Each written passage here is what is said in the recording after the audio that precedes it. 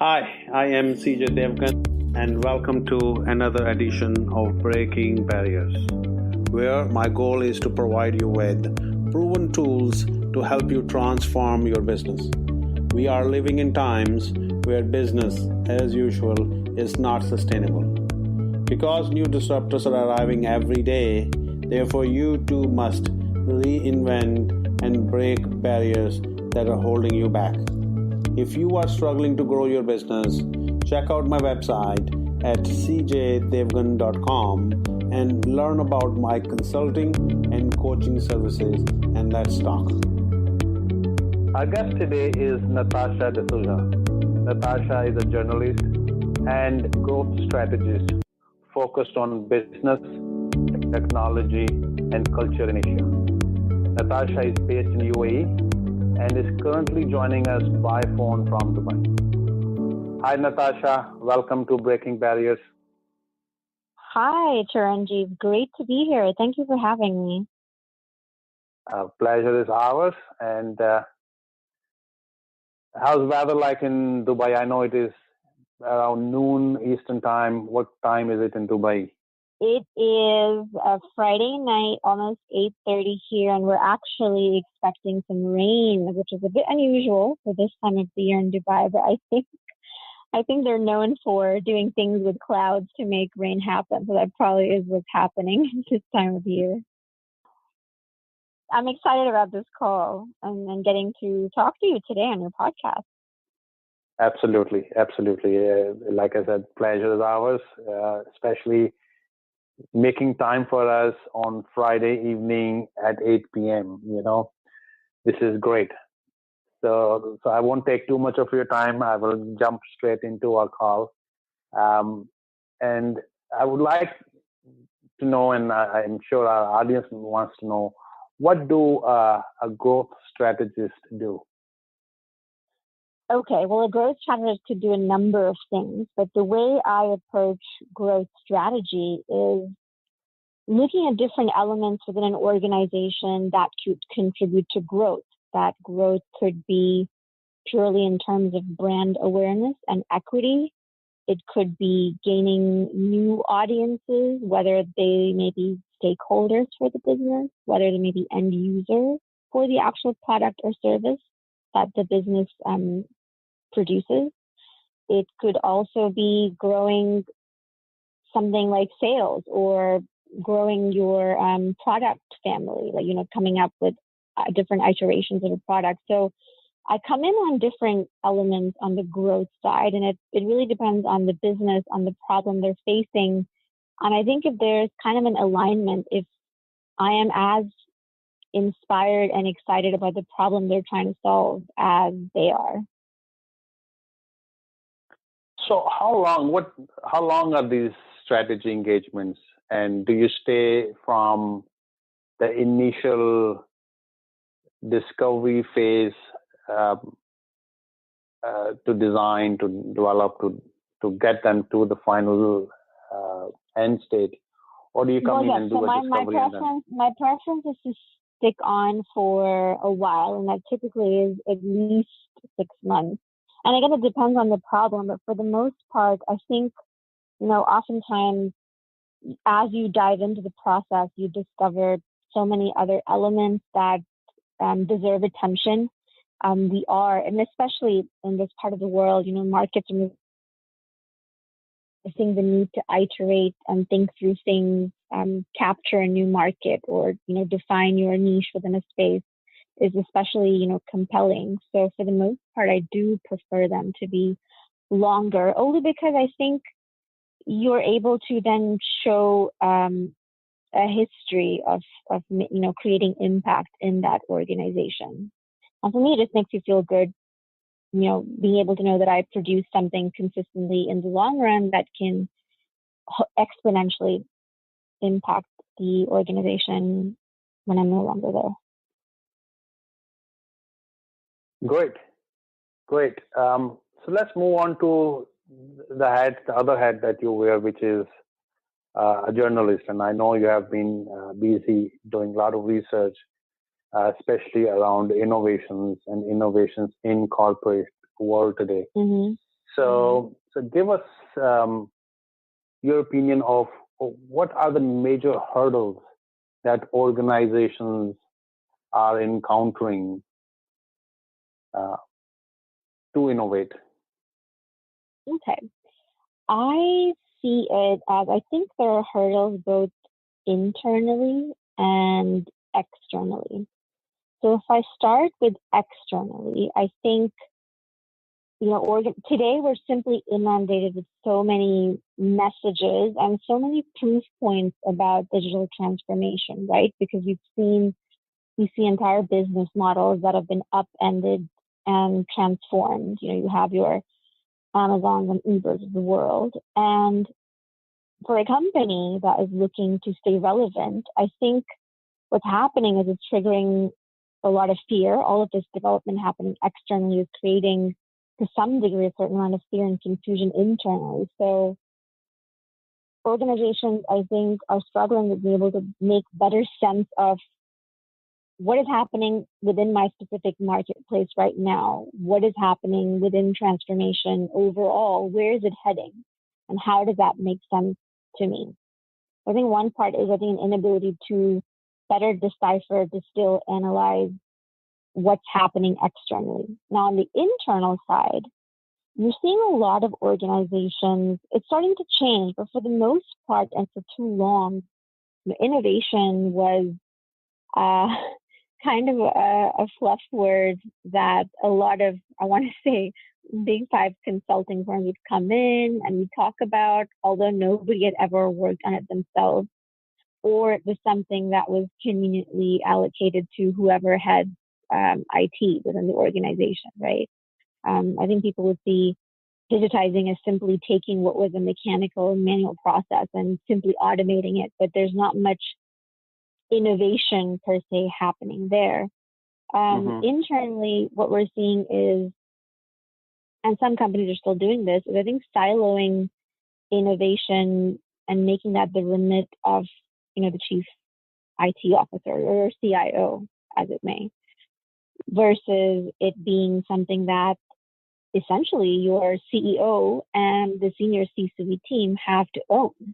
I mean, today the CEO really is the face of the company. He or she is a soldier and a warrior for the company, and he or she really is the one who has to embrace transformation, and it percolates down from that individual. So I think the siloing of transformation to the IT department is one.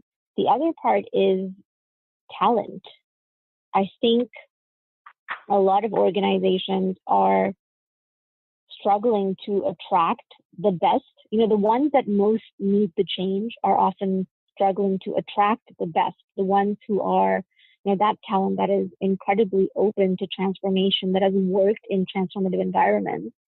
And a big reason for that is because when you're trying to recruit these all-stars, as it were, when they look at your organization and it looks like it's aging, literally, from a process point of view, from an infrastructure and systems point of view, it seems like it really hasn't changed much. And I think that automatically becomes a deterrent for fresh talent to want to come in. And I want to say lastly, it would probably be to some level size. The size of an organization inherently can present a challenge to innovation. I think the larger, more bureaucratic a company is, the less you enable innovation to, I think, flow more freely through an organization, or at least allowing that transference of ideas across organizations. I know a lot of large organizations often struggle when you have smaller divisions wanting to, test something out. Like, I see this happening in the market. I want to design this product. Just try something out really quickly, almost like a startup mentality wise, like being able to pivot. But because an organization is so bureaucratic, you have so many processes involved to get somebody to sign off on things, it just kills innovation from the get-go. So I would love to focus on this third bullet, because a lot of our organizations, especially in Canada and US, are those mature, large organizations.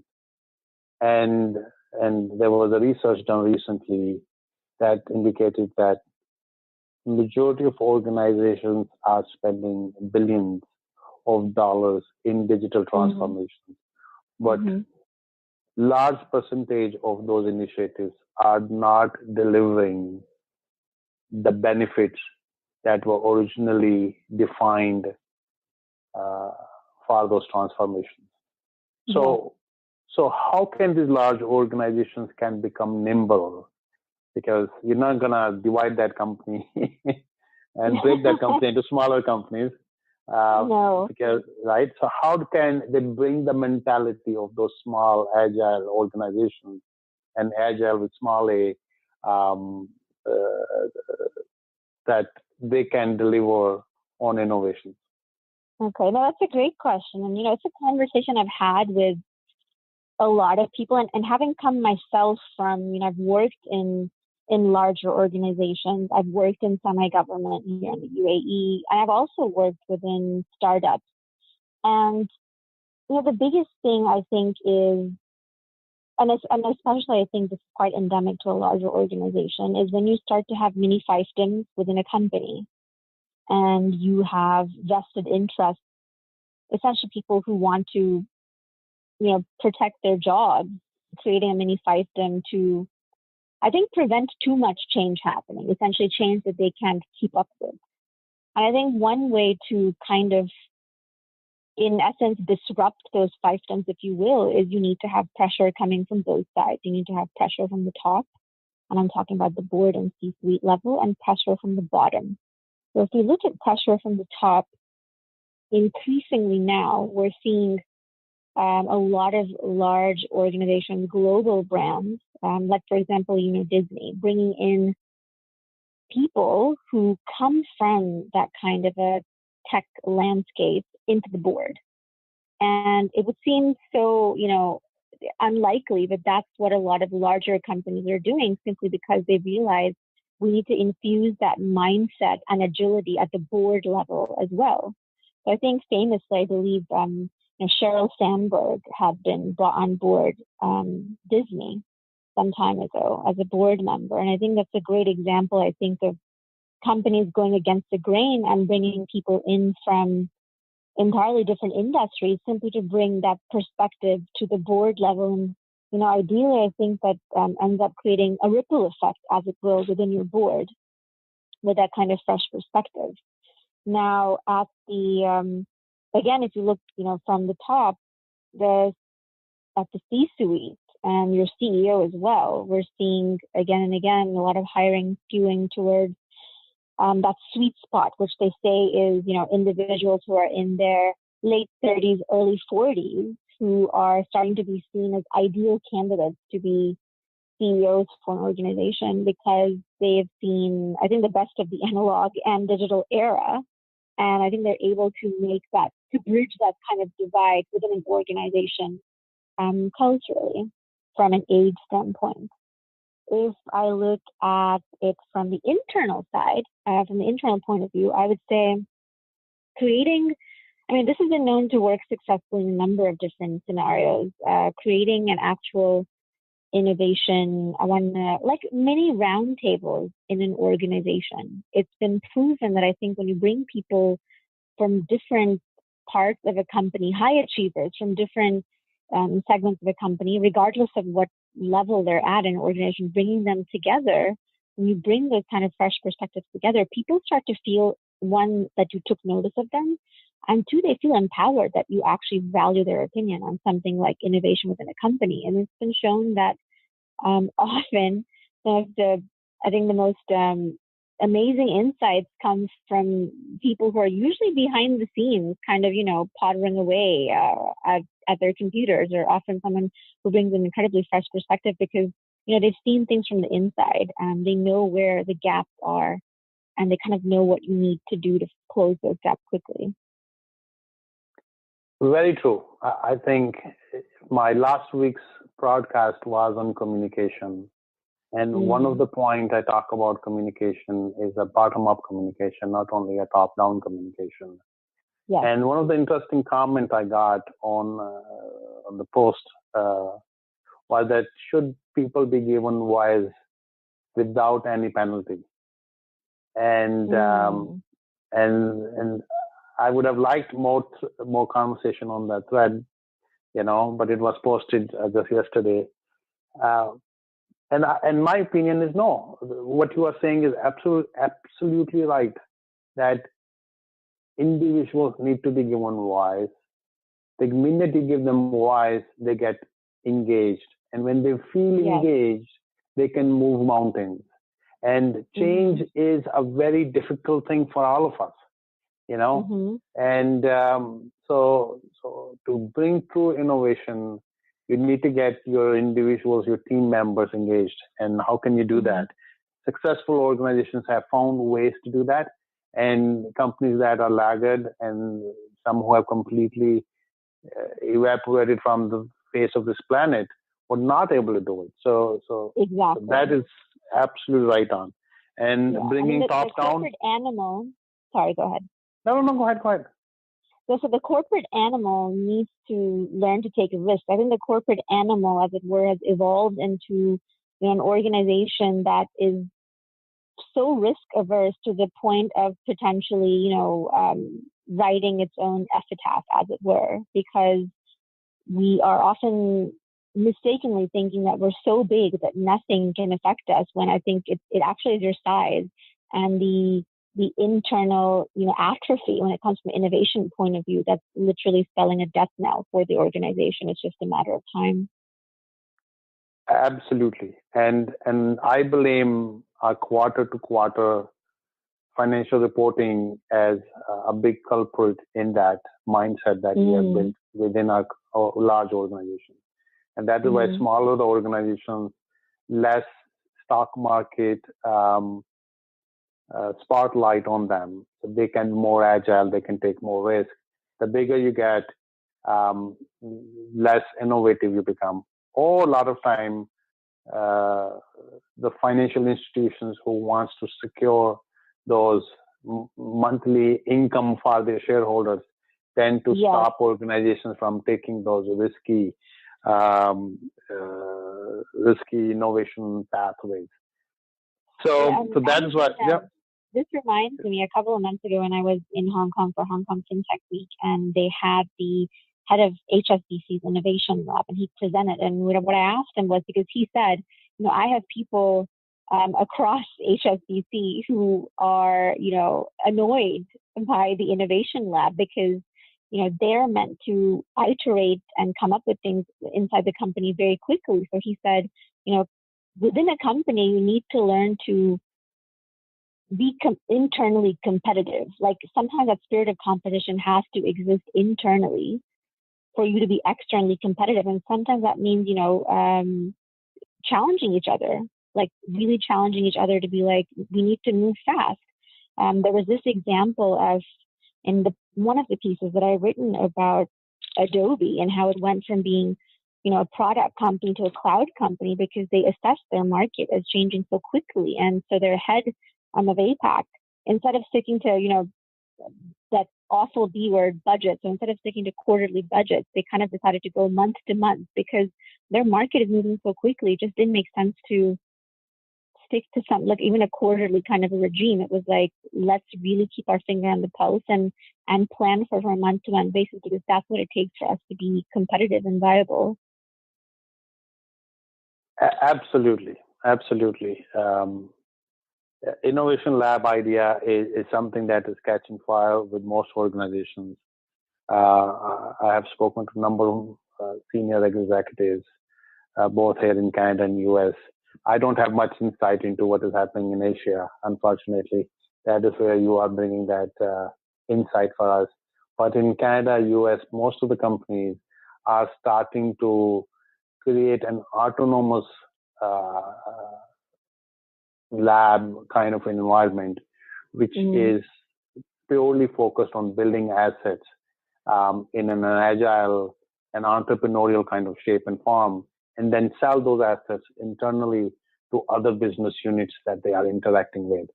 And their ability of sustainability is their ability to sell those assets internally to other business units and get money from them. By proving to them that it brings value to them. So that's a great way of bringing innovation. And and keeping company viable in our 21st and 22nd century. Yes, absolutely. So we talked about the top down, where we talked about CIO, CEO. A CIO is not the only person responsible for innovation. We need to broaden the horizon, and all C-suite executives should be responsible. We cannot just depend on CIO or even CEO for that matter. Every business unit leader needs to be responsible, and we need to have that trickle down effect. We talked about talent that we need to bring in, and building that culture of innovation, of communication, and getting people buy-in. Organizational change management. We talk about breaking what we call breaking barriers. We call breaking silos, and bringing people into the conversations about change, why we are changing, what we are changing, how does it impact you, and how can we do it? If there are gaps, how can we address those gaps? We understand there will always be gaps. There's no one opinion or idea that can fully support the business objectives that organization have. And that's the team effort. Yeah, I think somebody who comes up with ideas consistently on your team should be recognized for that. They should be rewarded for that, because that just makes them literally become an idea factory for you moving on. And the best ideas do come from people on the front line, right? Toyota has proven that. Many companies have proven that frontline staff, on average, gives you the most, because they know what challenges and what problems they are facing and how they can overcome. So we are getting at the top of the hour. I know it is late for you. I want to be cognizant of your time. So I want to thank you for your valuable time and sharing your experiences with our audience.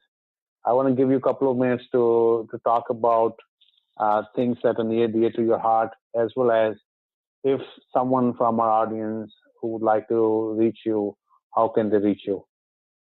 Sure. Well, first of all, Chiranjeev, thank you so much for inviting me to be on this podcast. I really enjoyed our discussion, and it brought back, a lot of different, I think, tangents and things that have come up in my work in the past couple of years. So thank you for that opportunity. Intersection I'm exploring right now actually is data journalism. So looking at actual data to tell you a story about what's happening in an ecosystem or in a country, and what that means for businesses. So, for example, there was a piece that I had done on the increasing prevalence of non-communicable disease globally. So we're looking at things like diabetes, hypertension, sleep disorders, and then boiling that down into, how does that impact the workplace? How much lost value and productivity are we talking about when you have people, clocking in certain amount of sick hours or being absent, et cetera, et cetera. And it's really interesting, the findings that data journalism is yielding, because there's a lot of value in that for businesses, is what I think that's kind of the space I'm in right now, where I really look at numbers and trends, and that often ends up informing my work with a client, which is, I think, different. Sometimes you often go to a client because they have the problem, and sometimes as a journalist now, I find the problem, and then I find a client who realizes, oh yeah, actually this is a problem that we need to think about. We just never thought that, you would have had access to those kind of insights as a journalist necessarily. So that's kind of this very interesting space I'm in right now. If you'd like to reach me, my website is www.natasha-notes.com. And I'm on Instagram and LinkedIn at that same handle as well, Natasha Notes.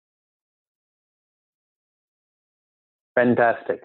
I wish you all the very best in your future endeavors, and I'm sure this must be a very informative discussion for our audience. It has been. Thank you so much. It's been great talking to you. Yeah, same here. Thanks. That is it for today. Thank you for listening. I would love to hear from you and help out in any way I can. You can reach me at cjdevgan.com. If you like our show, please subscribe, leave a rating and a review for us. Let's go out and break barriers and generate new possibilities. Until next time, adios, ciao, and goodbye.